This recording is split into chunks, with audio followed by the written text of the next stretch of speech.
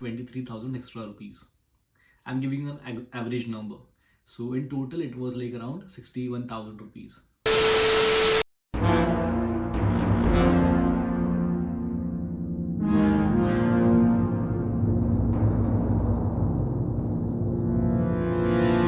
Good morning, guys. Welcome back to another video. So it's around 8 a.m. in the morning today. I just finished my protein smoothie and I'm getting ready for my university. So before going to the university, I thought of recording a video for you guys. Thank you so much for all the love you have been showing to the previous videos. I'm really grateful to you. Our channel has closed more than uh, 4,000 views, and I can't be thankful enough to you guys for showing so much love and affection. Keep liking the videos, keep subscribing, keep your support coming, and I'm very sure, I promise you that I'll keep delivering you the best of content which will smoothen your UK journey and will give you lots of information. So stay tuned in the video and watch it till the end, because in today's video we're gonna talk about the entire visa process and how you can do a student visa, how you can get a student visa on time without struggles. So guys, let's talk about the first thing involved with a student visa. So the first question which arises in our mind is, how much will it cost? So let me tell you, basically a rough number, it would be around 1 lakh to 2 lakh rupees depending on your course duration. So I think it would be under 2 lakhs only. So this is the rough number which I am sharing with you. And let's look at the main processes involved with visa application. So first one being the TB test. If you have not watched my previous video about the TB test, you should just check the link mentioned over somewhere there in the screen and look at the TB test, because it's the first thing I feel. And after that comes the student visa fees. So student visa fees is a visa fees you pay to the embassy considering your course duration. I'll talk about it in more details in the video, hence watch the video till the end. You can watch it on 2x speed to save your time and to not miss the important information I'll be sharing. And then comes the immigration health surcharge, or IHS fees, which is kind of a medical related fees you pay to the embassy. And the last one but not least, VFS Global Fees, because VFS Global is a channel which mediates our visa application process to the embassy. Moving further, let's talk about another step, which is student visa cost per year. So as I just told you that your student visa cost would be as per your course duration. So you'll have to calculate it and pay it accordingly. So in my case, it costed around 60,000 rupees for me, 60 to 61,000 rupees. That was because I paid a visa fee, student visa fees of 38,000 rupees for my 2-year MBA program. That was my course duration. And apart from that, because I had applied my visa very late and my university was about to start in next 2 weeks, and I did not have much time remaining. So I had applied to priority visa service, which costed me 23,000 extra rupees. I'm giving an average number. So in total, it was around 61,000 rupees. Because usually the main, the normal student visa, it will take more than a month for the decision. And as I just told you, I did not have that much of time, so I chose the priority visa service, which delivers you the result basically in 5 working days as per the UKVI website. Then going on to the next point, let's discuss how much I paid for my immigration health surcharge. So, in a layman's term, immigration health surcharge is the medical fees, kind of a insurance fees you can say in layman's term.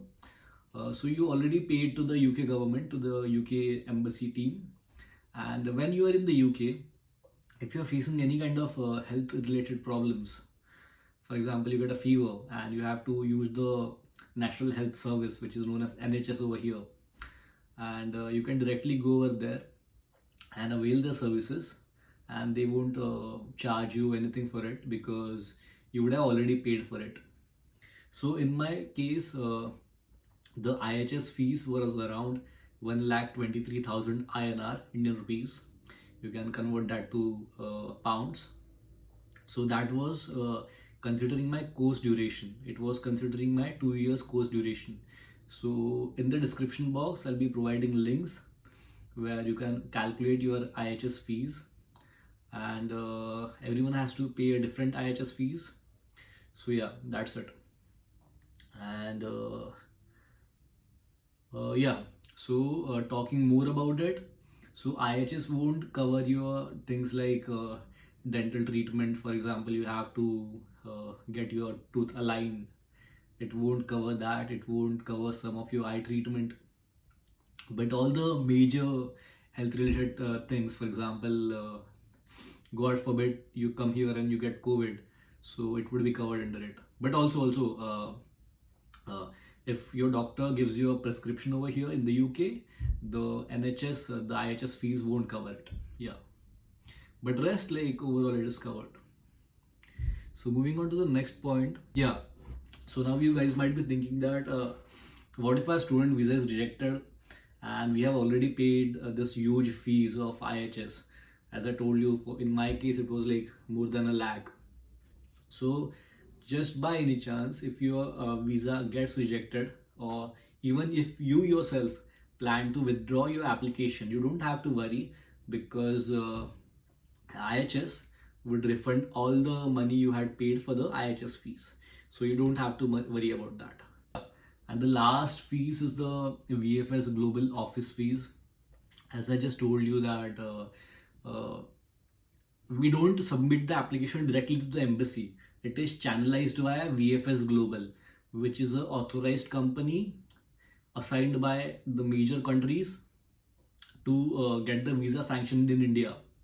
So even like a few years ago, when I had applied my visa for Poland, I went through the same company, VFS Global. So VFS Global has some kind of what do we say? Like, when you go on the appointment day, first of all they'll do your biometric. They'll maybe click a picture of you, and they'll also do a 10-second facial recognition video for their database, and you might need to pay some charges over there.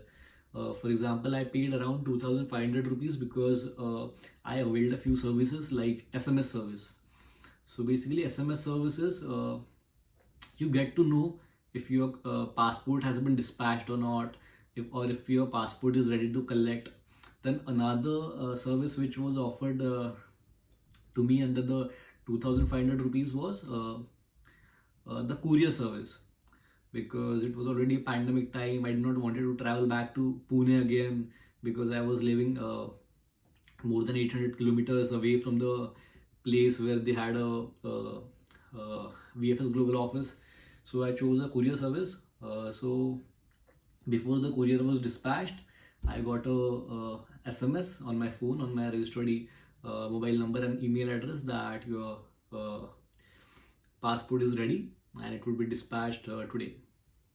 And apart from that, yeah, they also provided me with a SIM card, and the SIM card was valid for a month. I just recharged it today, and it was valid for a month till since the time I activated it, and it had like around 1,000 UK minutes, I guess, and around 100 international minutes and 5 GB of data in it. So it was good. And they had also offered me HDFC Forex card under the same package. I did not have to pay extra for it. but I chose not to take the HDFC Forex card because I already had taken HDFC Forex card while 2 years ago while I was traveling abroad. Yeah. Also, I had paid 1,000 rupees for getting my documents scanned because I did not know that if you scan your documents over there at the VFS Global office, you have to pay extra fees, extra money for it. So if you guys want to avoid this money, what you can do is you can ask your agent to scan the documents and upload it right when you are applying the student visa on the UKVI website. If you do this, you will save on this 1,000 rupees. So in total, it costed me around 2,500 rupees for the VFS Global service, and yeah. So as I told you guys that I had opted for a priority visa service. I got my visa delivered to me within 8 to 10 days. So I had my appointment on 5th of January 2022, and on 12th of January I got a SMS and an email from the VFS Global office saying that my passport is ready and it has been dispatched. And the next consecutive day, I got it delivered at my home. And yeah, that's how my visa was granted. If you like this video, please subscribe to my channel. And if you guys have any doubts, basically just comment down below, and I'll try to answer all of them. And stay tuned. I'll see you in the next video. After this video ends, I'll just put 2 videos I have shot earlier. Even that might be of your help. One video is how I got my visa, but I thought my visa was rejected. So do check out that video because you might get your passport and think that your visa has been rejected. That's what I felt then, and I panicked kind of. But touch wood, my visa was approved, and I'll be adding another video showing you the entire journey of me traveling from India to UK. So also check those videos. Thank you so much for watching, guys. See you soon.